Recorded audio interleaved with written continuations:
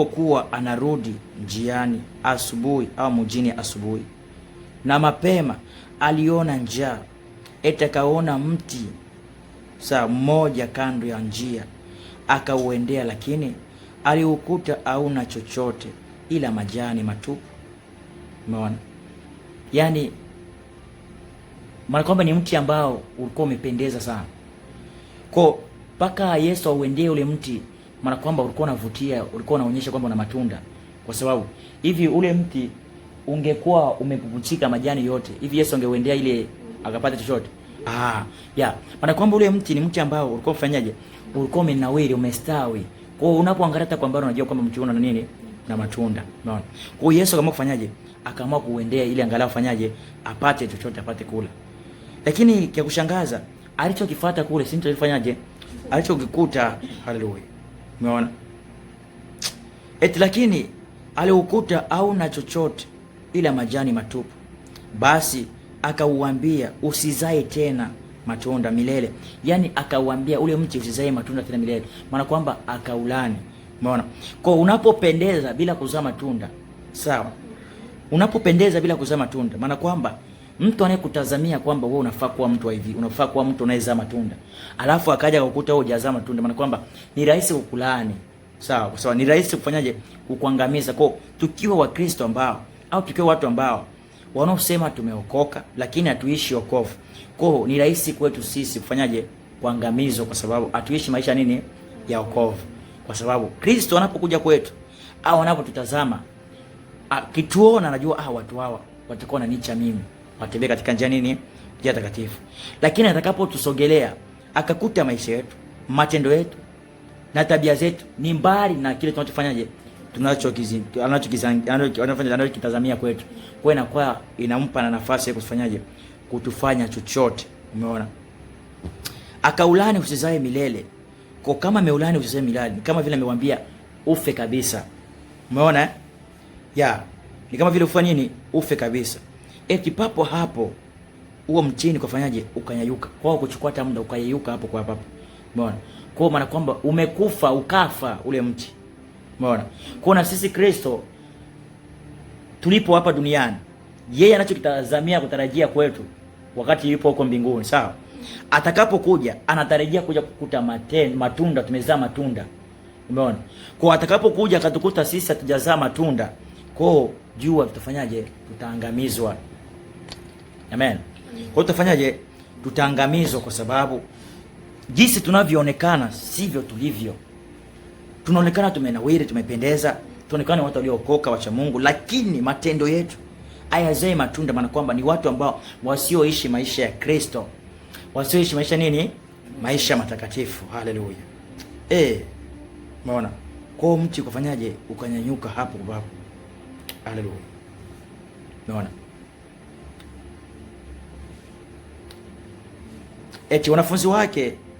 Wanafunzi walipouona walishangaa, wakisema, kwa nini mtini huu umeyeyuka?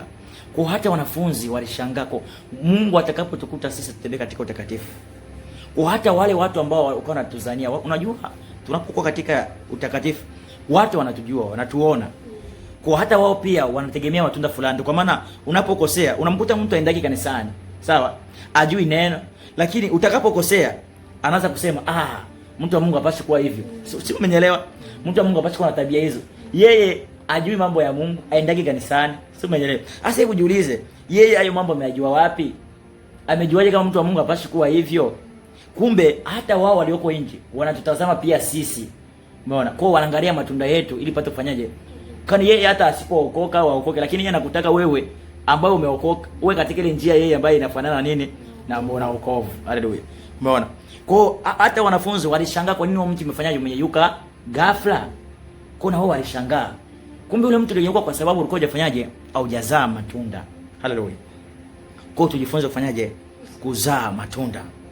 Kwa tusipozaa matunda tutalaaniwa. Umeona? Maana tukishalaaniwa tutakosa nini? Uzima wa milele. Haleluya. Tunachokipambania ni uzima wa milele. Kwa uzima wa milele tunapambana, kila mmoja anapambana na nafsi yake. Yaani hapa tulipo mali hapa. Yaani kila mmoja anafanyaje? anapambania nafsi yake. Mimi napambania nafsi yangu, wewe unapambania nafsi yako. Yaani kila mmoja anapambania nafsi yake, kwa sababu usipopambania nafsi yako, maana kwamba wewe utakuwa nini? Utakuwa ni mtu ambaye unafanyaje? Kama unafanya kazi bure. Haleluya. Kwa hiyo tukisha tunafanyaje? Tunapambania nafsi, kila mmoja apambanie nafsi yake, kwa tuishi maisha matukufu, tuzae watu wanaotuona nje waone mazao mazuri. Huo mti ulikuwepo kando kando ya barabara. Kwa kila mtu anayepita pale, huo mtu lazima afanyaje? Auone. Umeona? Kwa ni kama kivutio. Kwa sisi maandiko yanatuambia hivi, nyinyi ni taa ya ulimwengu. Nini maana taa ya ulimwengu? Sisi ni taa ya ulimwengu, maana kwamba sisi tunaonekana sana. Umeona? Tunafanyaje? Tunaonekana. Eti je, watu wanawasha taa wanaweka uvunguni au taa inawasha inawekwa juu? Kwa hiyo taa inawasha inafanyaje? Inawekwa juu. Kwa ndio kwa maana taa hizi za nyumba hajawekwa chini, zimewekwa juu ili nani? Ili ndani yote huko ndani ufanyaje? Mpate kuwa na nini? Mpate kuwa na mwanga. Kwa na sisi ni taa. Tukiwa taa inabidi tuangaze sasa. Tuwe juu ili tuangazie watu wanafanyaje? Watu tuzunguka wapate kufanyaje?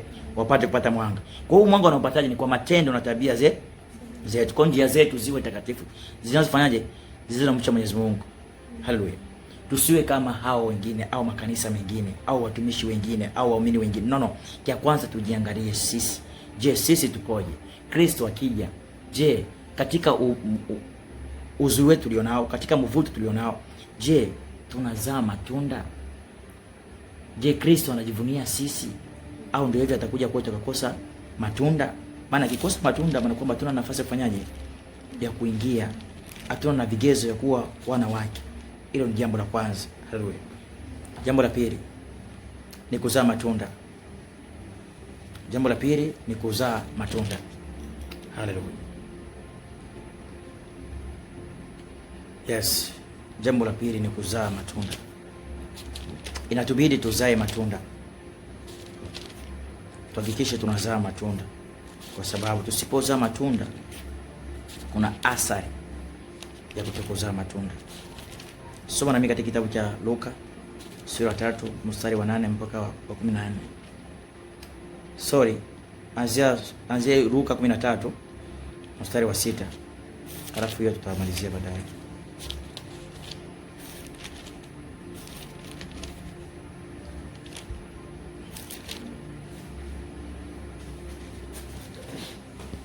Luka sura ya 13 mstari wa 6. Haleluya. Neno la Bwana linasema, kisha Yesu akawaambia mfano huu. Mtu mmoja alikuwa na mtini shambani mwake. Mtu huyo akaenda akitaka kuchuma matunda yake, lakini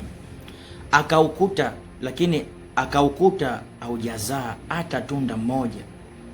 Tukiendelea katika 7, eti basi akamwambia mfanyakazi wake, angalia, kwa miaka 3 nimekuwa nikija kuchuma matunda ya mtini huu bila kupata chochote. Ukate, kwa nini uitumie ardhi bure?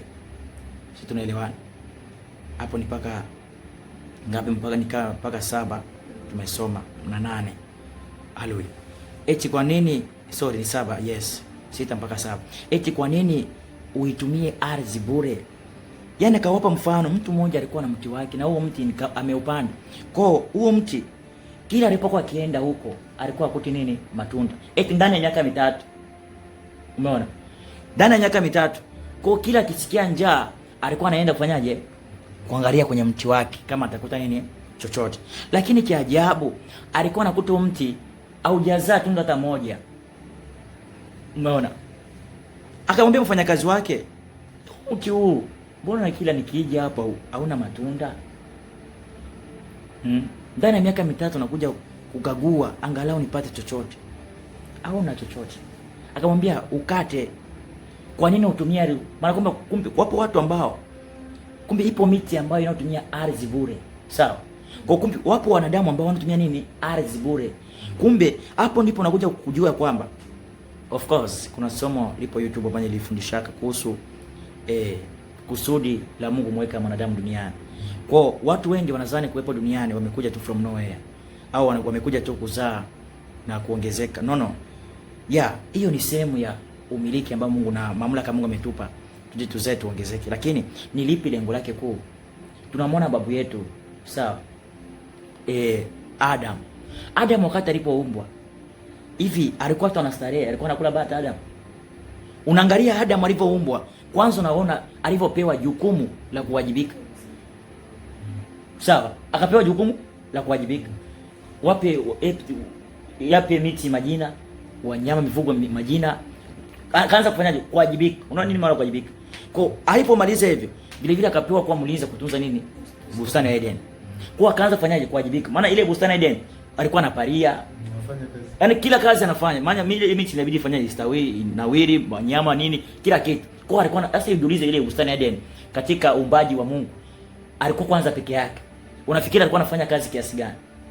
Kwa alikuwa anafanya kazi sana. Umeona? Kwa kumbe Mungu hapa hataki watu ambao wanatumia ardhi bure. Umeona? Mungu anataka watu wanafanyaje?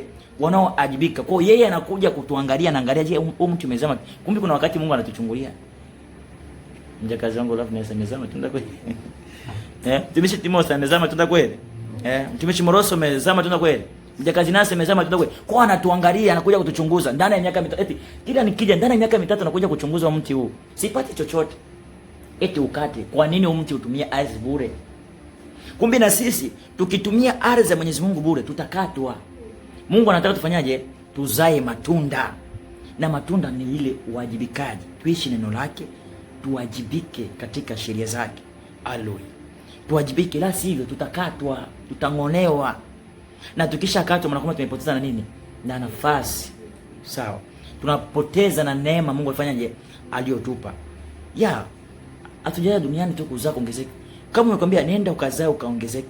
Wewe ukatawale, tumepewa mamlaka kwanza kutawala duniani. Akasema wa samaki wa baharini, wanyama, tumepewa hayo mamlaka, si ndio? Sasa, kwa tunawezaje kutawala hivyo vitu vyote kama hatujui kufanya management? Sawa? Hivyo vitu. Maana inabidi tufanye management ya vitu, bado kufanyaje? Kuvia arrange vizuri vika katika utaratibu. Kwa uwezi kumiliki na kutawala kama uwezi kufanya arrangement ya vitu ambavyo unaweza kumiliki na kutawala.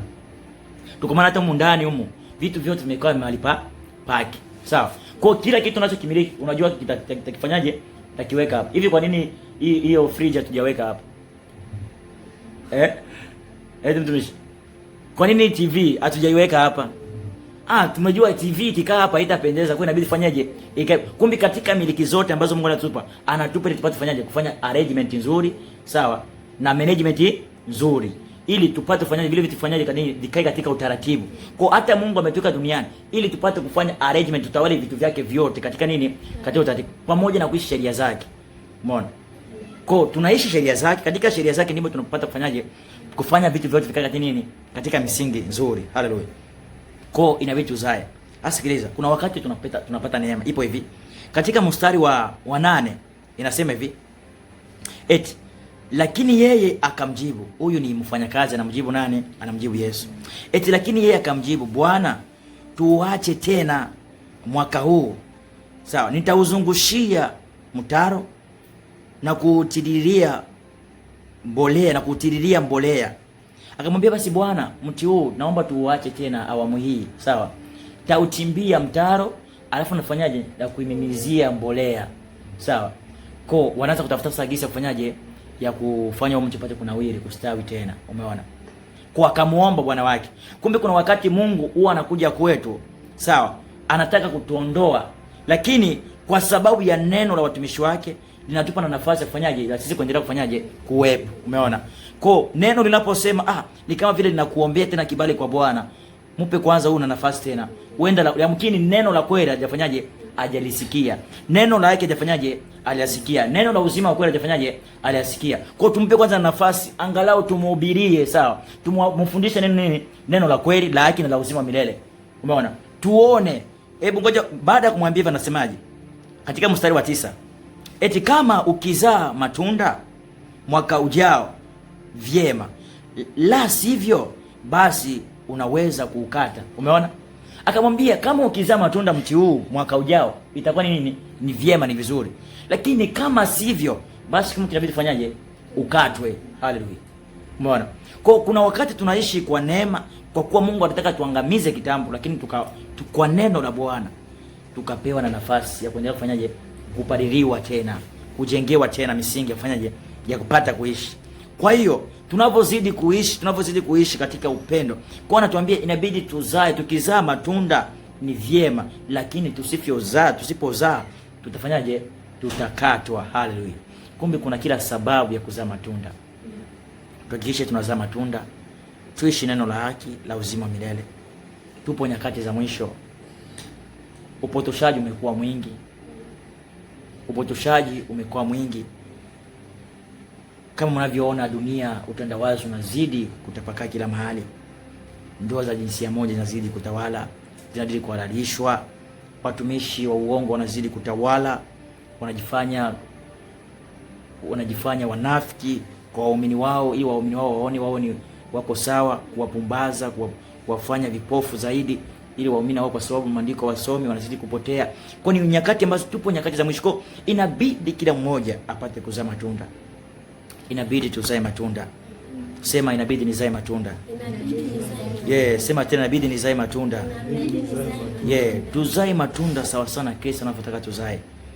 Tufanye sawa sana neno lake linavyotaka tuwe. Tuliishi neno. Haleluya. Tuliishi neno, tuishi maisha ya wokovu. Ndicho Kristo anachokitaka. Kristo hataki mambo mengi kwetu. Unajua kuna wakati hata Kristo hahitaji sadaka, kwa sababu vyote tulivyo navyo. Kuna andiko linasema hivi, ewe mwanadamu, mimi ningelikuwa na njaa, sawa, nisingelikuambia, maana ningelitwalia katika yale yaliyo yangu. Kwa yote yaliyopo duniani ni ya Mungu. Kwa Mungu akiwa na njaa, ana haja kukuomba. Atafanyaje? Atachukua. Kwa atachukua tule wale kambuzi, kakondoo, kanguruwe, kasungura. Yaani yeye anajitwalia. Ndio maana akiamua na kuweka mwanadamu kwa hai, akiamua na kuondoa duniani. Kwa hiyo yote ni ya kwake. Yapo ndani ya maamuzi yake. Umeona? Kwa anatutaka tuishi maisha matakatifu, tuzae matunda. La sivyo tutafanyaje? Tutakatwa. Na tukishakatwa ni kwamba ni mauti ile ya milele, uzima wa milele, au tutakuwa nao tena. Haleluya. Bwana tuwe sana. Uzima wa milele tutakuwa nao tena. Soma na mimi sasa katika hiyo Luka sura ya 3. Haleluya. Bwana tuwe sana. Haleluya.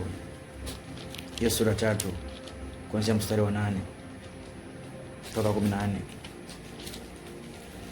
Bwana tuwe sana. Inasema hivi, onyesheni kwa vitendo kwamba mumetubu. Sawa, kwamba umetubu. Msianze sasa kujisemea baba yetu ni Ibrahim, na waambieni hakika Mungu anaweza kuyafanya mawe haya yawe watoto wa Ibrahim. Umeona? Yaani anasema hivi, onyesheni kwa vitendo kwamba mumetubu. Kumbe inabidi tuonyeshe kwa vitendo kwamba tufanyaje? Tumetubu. Nini maana ya kuokoka sasa hapa? Kuokoka ni kufanyaje? Ni kutubu. Huwezi kuokoka kama hujatubu dhambi. Sawa? Kwa hiyo huwezi kufanyaje? Huwezi kuokoka kama hujafanyaje? Hujatubu dhambi. Kwa ili uthibitika umeokoka, inabidi uwe umefanyaje? Umetubu dhambi zote. Kwa tuonyeshe kwa vitendo kwamba tumefanyaje? Tumetubu. Kwa unawezaje kuonyesha kwa vitendo kama umetubu? Ndipo inabidi uishi maisha nini? Matakatifu. Haleluya. Ambayo yanafanyaje? Yanatambulisha kwamba umefanyaje? Umetubu. Kwa inabidi tuanze kuishi nini? Maisha matakatifu. Lakini msiwe mnasema kwamba nyinyi ni nini? Ni uzao wa Ibrahim. Umeona? Msiwe mnajisemea. Msiwe mnajisemea. Msianze sasa kujisemea baba yetu ni Ibrahim. Tusianze kujisemea. Watu wengi leo wanajiita uzao wa Ibrahim. Waislamu wanajiita uzao wa Ibrahim. Ukimuuliza wewe, ukimuuliza Uislamu, wewe Uislamu wako umetokana na nini? Umetokana na Ibrahim. Sawa? Ukimuuliza mpagani, wewe umezaliwa na nani? Nimezaliwa na Ibrahim. Wote wanaamini ni uzao wa Ibrahim, ni uzao wa Adamu. Sasa kama wewe ni uzao wa Ibrahim, unaishije? Je, Ibrahim anaishi unachokifanya wewe? Waislamu wanasema ni uzao wa Ibrahim. Je, utofauti wa Waislamu na sisi ni upi? Ni wakati ambapo wao, unajua Waislamu wanajua hii Biblia. Afu kiwakuta wanaisoma vizuri kabisa. Vizuri. na anaweza kukufundisha. Sasa utofauti wao ni upi? Anaweza kukuhubiria kabisa na ukaokoka Muislamu. Utofauti unakuwa wapi? Utofauti unakuwa ni pale ambapo wao wanalisoma neno, awaliishi neno. Haleluya. Awaliishi neno. Kwa hiyo atasoma Biblia yote hata aliishi ile neno. Kwa sisi inabidi tu tunaishi neno. Amen. Kwa hiyo inabidi tuishi nini? Neno. Tu watu ambao wafanyaje? Waliookoka, tuonyeshe kwa matendo. Lakini tusijisemea kwamba sisi ni nini? Ni uzao wa Ibrahimu. Eti nawaambieni hakika Mungu anaweza kuyafanya mawe haya yawe watoto wa Ibrahim. Eti mkianza kujisemea hivyo kutokuwa watoto wa Mungu, mnajisemea nini? Uzao wa Ibrahim, lakini msipoonyesha matendo katika toba, hakika Mungu anaweza kufanyaje? Anaweza kufanya mawe kuwa uzao wa nini? Wa Ibrahim. Haleluya.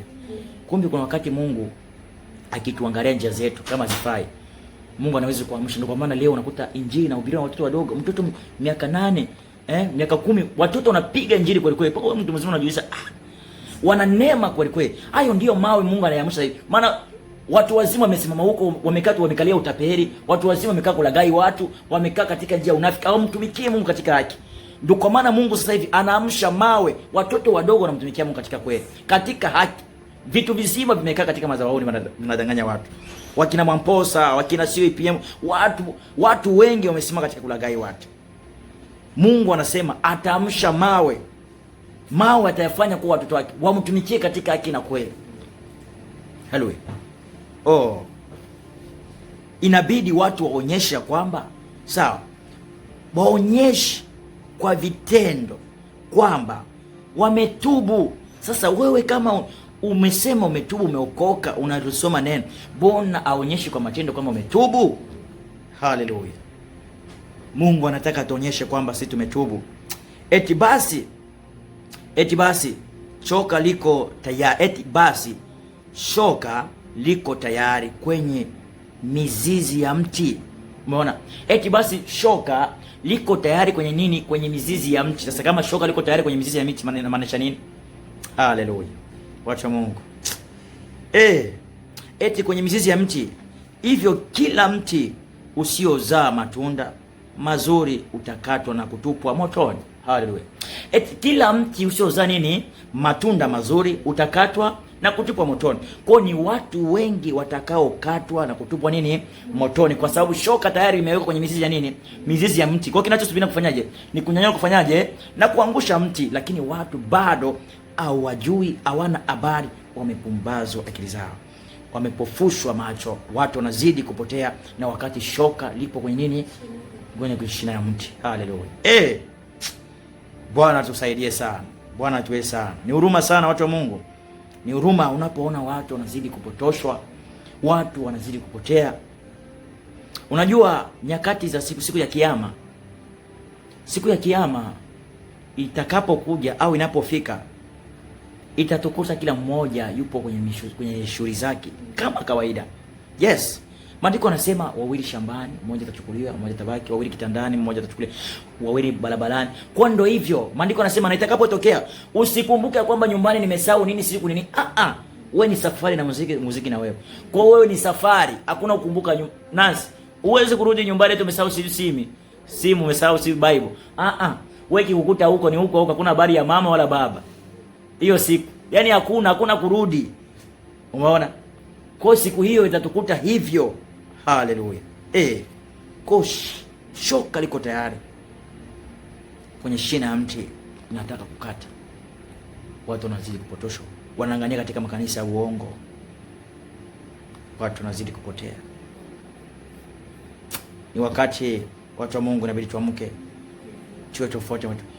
Eti kila mtu usiozaa matunda atatupa motoni. Watu watakwenda jehanamu. Wengi watakwenda makanisa ya watu wengi, watumishi wengi watakwenda jehanamu. Waumini wengi watakwenda jehanamu. Wapagani ndio usiseme, wale wasiojua kweli kabisa ndio usiseme. Haleluya. Jehanamu iko tayari kuwapeleka watu jehanamu. Unajua tunapozungumza mambo haya, wengi wanasema mnafanya wokovu kuwa mgumu sana. Eti mnafanya wokovu kuwa mgumu. Wokovu, hakuna wokovu tunaofanya, hakuna wokovu mlaini. Haleluya. Yes, unapozungumzia mambo kama haya ya kuwapeleka watu jehanamu, kwa Mungu atawapeleka watu jehanamu. Watu mitandaoni wanasema unafanya wokovu kwa mgumu sana. Ndio maana watu hawaokoki. Kwa nini mtu akiokoka anaokoka kwa ajili yao? Sana okoka kwa ajili ya nafsi yake. Au mtumishi? Mtu anapookoka, maana tunapambania, kila mtu afanyaje? Anapambania nafsi yake. Kwa hiyo maandiko yanasema mti utakatwa na kutupwa motoni. Sasa mimi nije nikwambiaje? Nije nikwambia utatupa kwenye ziwa la maji. Utatupa wapi? Motoni. Sasa mimi ninapokuambia motoni, niambia kutishia maisha eti nitafanya wokovu kwa mgumu kweli? Ndo kwa maana watu wanazidi kupotea, wanatafuta sehemu ambako injili laini, injili inayobembelezwa, inayopakwa mafuta. Kwa mfano kama hapa unapata utaenda motoni. Kwa wao wanaona no. Kilichoandikwa ndicho tunafanyaje? Tunakizungumza. Kwa maandiko yanasema tusiongeze wala tusipunguze. Ndio kwa maana watu wanazidi kupotea, wanaenda kutafuta injili laini, ambayo injili inayopakwa makeup. Injili sasa hivi inapakwa makeup, wanailainisha kweli kweli. Mpaka inapaka mafuta, inapaka vipodozi, inachubua. Mwalimu, injili inachubua mtumishi. Neno la Bwana unalikuta limechubua kweli kweli hapa. Nina pambo kweli kweli. Watu wa Mungu, mnapotea, ni wakati wa kuamka. Haleluya. Bwana tuwe sana. Eti katika mstari wa 10, eti umati wa watu wakamuuliza tufanye nini basi? 11, akawajibu, aliye na nguo 2 amgawie yule asiye na nguo. Haleluya. Umeona? Eti baada ya kusema hivi, umati wa watu wakafanyaje? Wakamwendea Yesu Kristo. Wakamuuliza, sasa tuambie tufanye nini? Haleluya. Akamwambia aliye na nguo 2 amgawie yule asifanyaje? Asiyokuwa na nguo. Haleluya. Kwa hapa ni kwa yule ana nini? Ana nguo 2, amgawie yule asiyokuwa, maana kwamba kuna mtu mwenye nguo 2, afu kuna mtu asiyokuwa na nguo hata moja. Umeona?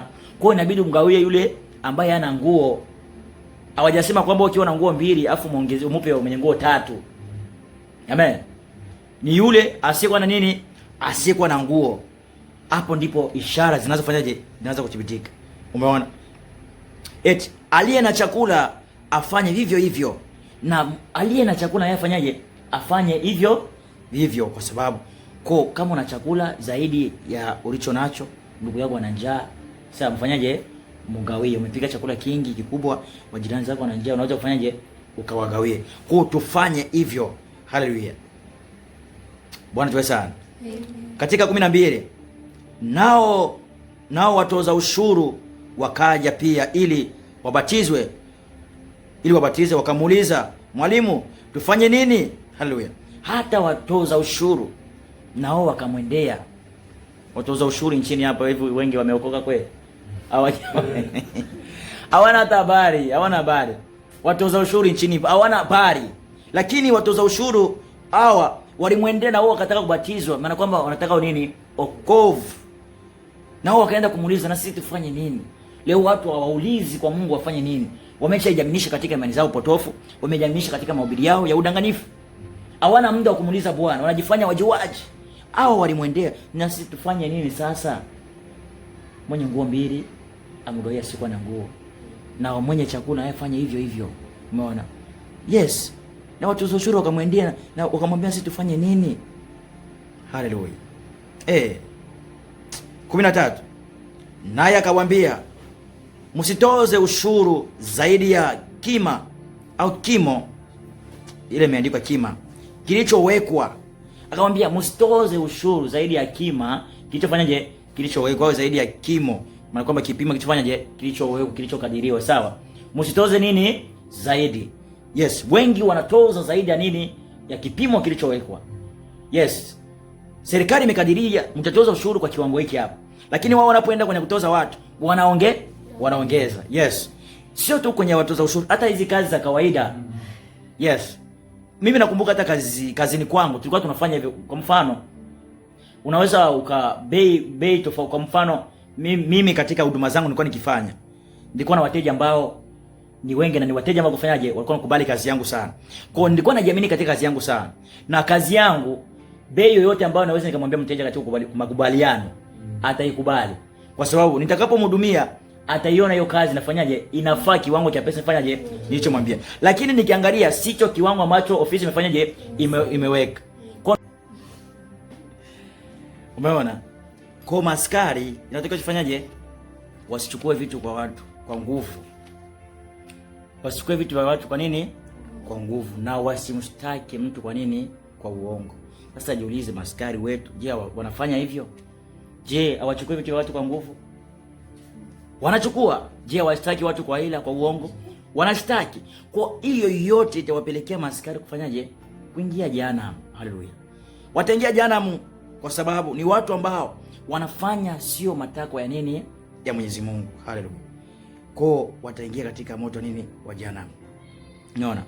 Toshekeni na mishahara yenu. Toshekeni na mishahara yenu. Kwa maskari, jitahidi mfanyaje? Mtosheke na mishahara yenu. Haleluya.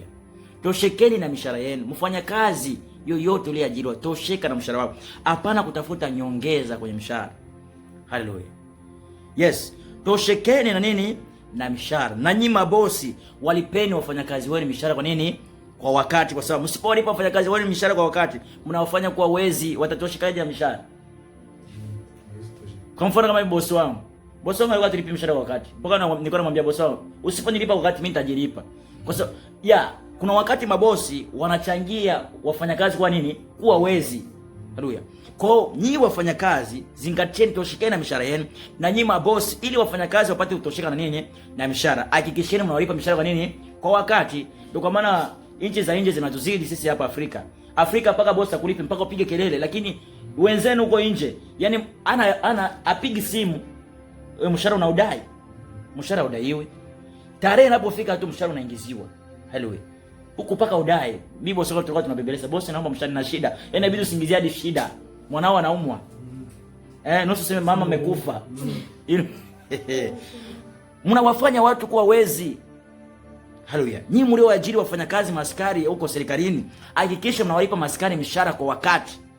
Kwa sababu msipowalipa mishahara kwa wakati, au maskari watakao wezi hawatatosheka na mishahara yao, kwa sababu mishahara huenda ni midogo, amwape kwa wakati. Unafikiri hapa katikati anaishije?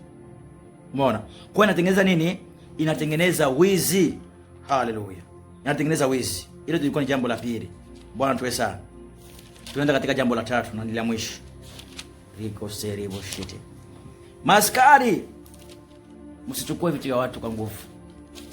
Maskari wote duniani pala popote. Haleluya. Msiwasingizie watu. Wangapi po magerezani ya tiani kwa sababu yenu nyinyi maskari? Mwasingizia labda mliongwa pesa kidogo hivi. Haleluya. Mkamua kuwasaliti watu. Haleluya. Pamoja na waandishi wa habari, nitawajieni nyinyi waandishi wa habari. Ni pia mnachangia sana kupotosha watu, kwa sababu mkiandika injili au maandishi habari mbovu potofu, watu wote wanapotea na wanakamatwa. Bwana tuwe sana. Jambo la tatu, kusema kwamba wewe unaye Mungu bila kushika sheria zake. Haleluya.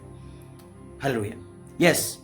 Kwa jambo la tatu ni kusema kwamba wewe unaye Mungu lakini bila kushika nini? Bila kushika sheria zake. Sasa jiulize, wewe unawezaje kusema kwamba unaye Mungu alafu ushike sheria zake? Na Mungu anajulikanaje? Kwa kila anaye na Mungu, kila aliye na Mungu anashika nini? Sheria zake. Sasa wewe unasema unaye Mungu lakini ushike sheria zake, ni Mungu yupi uliye naye? Haleluya. Ni Mungu gani huyo? Mungu wa bahari? Mungu wa bahari, Mungu bahari, Mungu ibilisi, Mungu mizimu. Soma na mimi kitabu cha Yohana. Haleluya. Kwa kila anayesema anaye Mungu inabidi ashike sheria zake, ashike neno lake. Huyo ndiye mwana wa Mungu.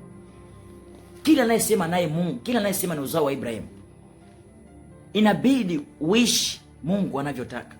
Kwa wewe ukiwa unasema wewe unaye Mungu, afu mnajifanyaga asubuhi mnasali, jioni mnasali, mkienda makazini mnasali. Sasa wewe kama upo katika maisha matakatifu, unafikiri unaposali ni nani anayesikia maombi yako? Kwa sababu andiko nasema yule Mungu atengamana na wenye dhambi, na kama anavyosema maombi ya wenye dhambi ni kelele mbele zake. Sasa wewe ukiwa una dhambi, haleluya, sasa maombi yako huwa yanapokelewa na nani? Kwa wengi wanajikuta wanajibiwa na ibilisi, wanatumikishwa na shetani bila kujua. Kwa asubuhi wanamwomba ibilisi, wakati kulala wanamwomba ibilisi, wakati kula wanamwomba ibilisi, kwa sababu usipoishi maisha matakatifu wewe Mungu una.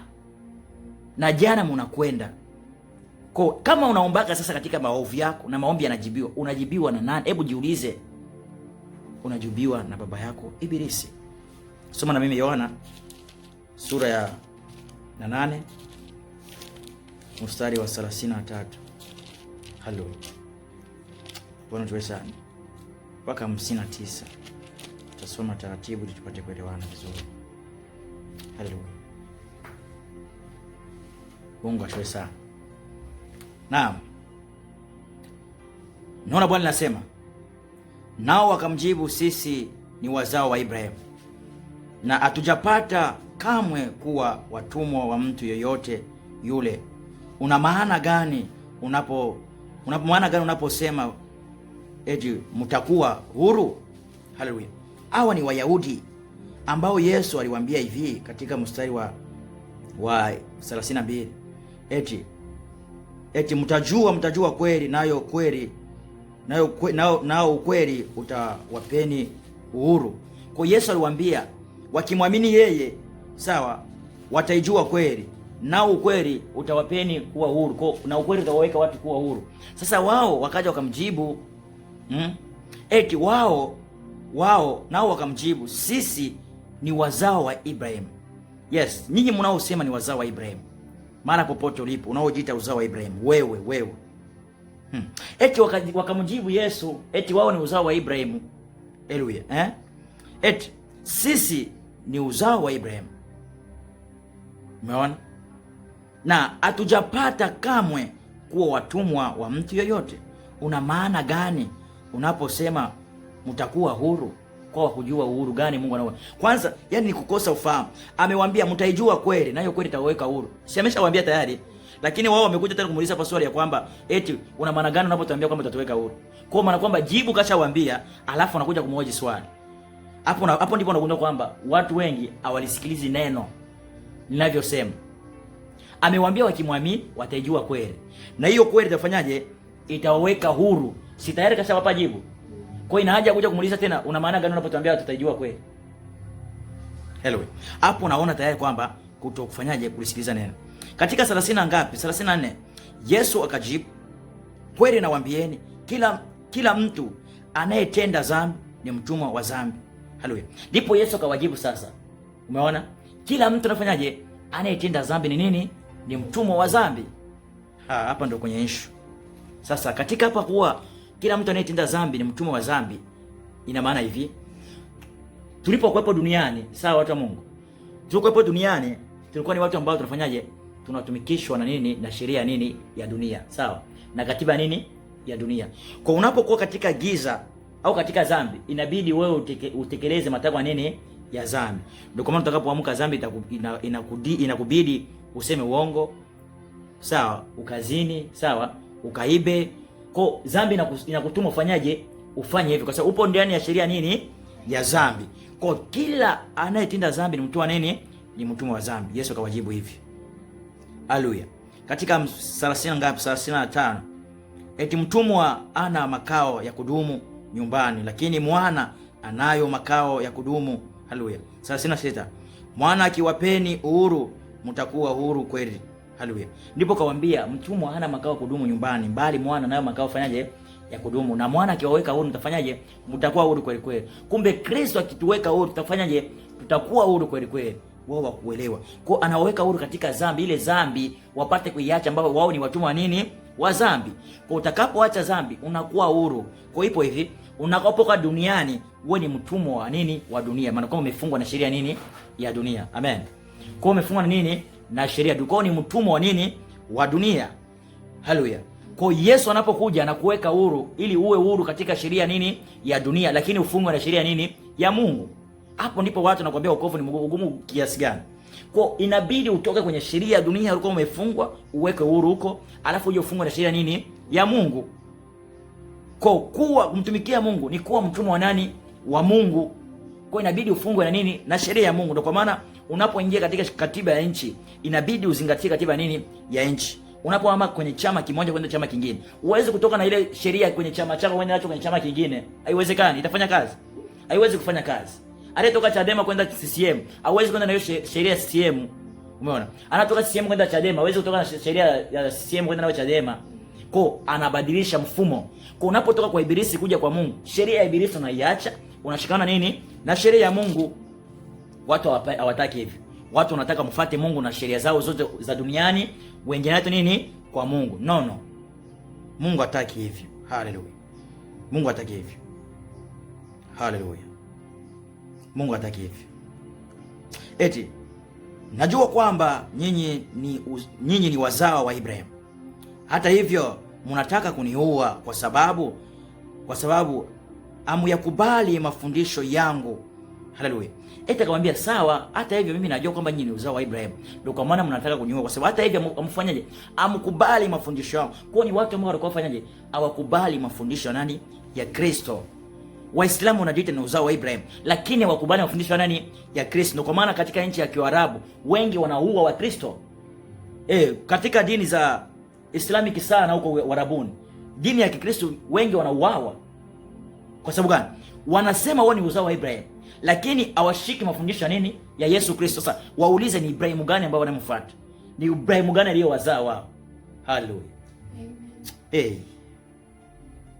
Hawashiki mafundisho yake. Ndio wanatafanyaje? Wanataka kumuua. Eti mimi nasema yale aliyonyonyesha baba, lakini nyinyi mwafanya yale aliyowaambieni baba yenu. Yesu akamwambia mimi nayafanya yale aliyonyonyesha baba yangu. Umeona? Na nyinyi mnayafanya yale ambayo aliyofanyaje? Aliwaambia baba yenu. Haleluya. Katika 39 wao wakamjibu, sisi ni watoto wa Ibrahim.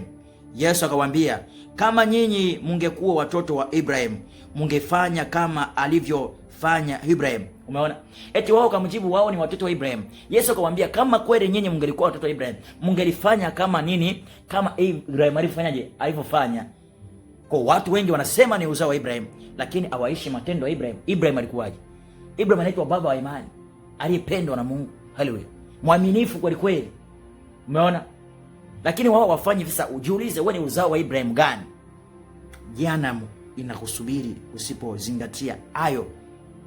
Wewe endelea kujiita wewe ni uzao wa Ibrahim, endelea kujiita umeokoka, endelea kujiita wewe unasoma neno, lakini kama uishi neno, auishi wokovu, auishi Ibrahim alivyokuwa naishi, wewe jehanamu inakusubiri. Haleluya. Yes. Eti mimi nimewaambieni ukweli niliosikia kwa Mungu, hata hivyo nyinyi mwataka kuniua. Abraham hakufanya hivyo. Umeona? Akamwambia tena mimi nimewaambia ukweli ambao niliosikia kwa Mungu, lakini katika ukweli naowaambia nyinyi mnataka kuniua. Lakini Ibrahim hakufanya hivyo. Umeona? Je, Ibrahim alitaka kumuua Mungu? Jibu ni hapana. Kwa wewe kama unataka kumuua Yesu Kristo, maana kwamba wewe sio nini? Sio uzao wa Ibrahim. Haleluya. Bwana tuwe sana. Eti nyinyi mnafanya mambo yale aliyofanya baba yenu. Haleluya. Yeye akamwambia nyinyi mnafanya mambo yale aliyofanya baba yenu. Wao wakamwambia sisi si watoto haramu. Wakamwambia sisi si watoto haramu, tunaye baba mmoja tu, yani Mungu. Umeona? Yesu akamwambia nyinyi mnafanya yale ambayo anayofanya nini baba yenu. Wao akamwambia sisi sio watoto haramu, tunaye baba mmoja, yani Mungu. Sasa kama wewe unaye baba mmoja yani Mungu, unajiita mtoto wa Ibrahim, alafu unasema unaye mmoja baba mmoja ambaye ni Mungu, mbona uishi Mungu anavyotaka? Haleluya. Kwa sababu mwana wa Mungu anaishi nini? Mapenzi ya Mungu, anaishi matakwa ya Mungu. Sasa wewe kama unaye Mungu mmoja, kwa nini hauishi mapenzi ya Mungu? Kumbe hapo ndipo tunapata wengi hawaishi mapenzi ya Mungu, hawamtumikii Mungu. Kwa ukiona kanisa lolote, wachungaji wowote, waumini wowote ambao wao wanajiita wameokoka, wanajiita mtumikia Mungu, lakini hawaliishi neno, au wamtumikii Mungu.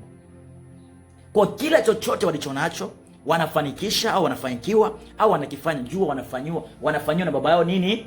Ibilisi. Haleluya. Amen. Yes. Haleluya.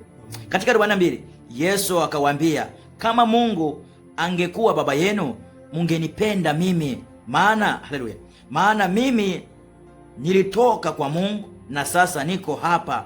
Sijui kwa mamlaka, sikuja kwa mamlaka yangu, mwenyewe, ila yeye aliyefanyaje? Aliyenituma.